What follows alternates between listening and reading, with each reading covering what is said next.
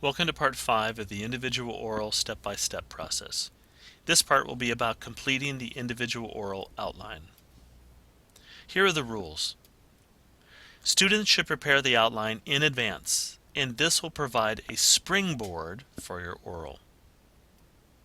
Students may not read the outline as a prepared script. So you can't be looking down at it or reading everything off of it. It's a springboard.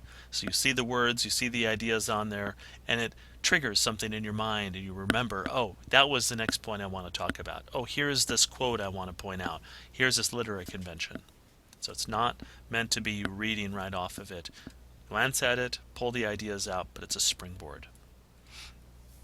The form may have a maximum of 10 bullet points to help you prepare, to help you provide structure to your oral, and to aid your memory. The individual bullet points must not be excessively long. Really work on being concise in your writing. It may be typed or handwritten, but all comments must fit inside the box on the form. The outline must be submitted to your teacher at the time of your individual oral, if not earlier. Ideally, turn it in earlier, but it has to be given at the time of the oral. This is what it looks like. You've all seen it before. You've all filled it out.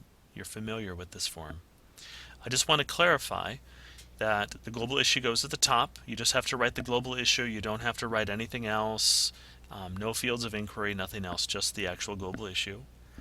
The work in translation, of course, is the text that was not written in English. When it says work in language A, English is the language A. Okay, so just the work written in English. And then the bigger box there is for all your notes. Here are some samples of individual oral outlines that have been completed. All of these are great. On the left, we see one that's typed up. On the right, handwritten. Perhaps an advantage to the one written on the right is that the student was able to box certain things, and that might help you as you organize your ideas. Here's two more, typed and not typed. Both of these are acceptable. And here's one more. If you're typing, perhaps having it in a different color might work for you.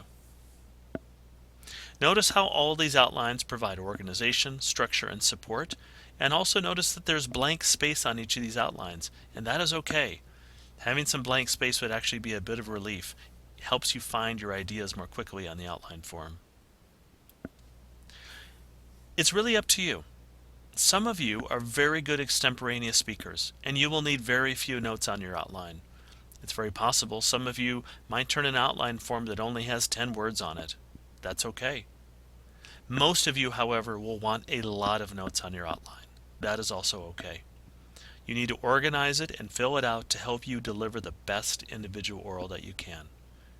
The outline form is not graded, but you must turn it in.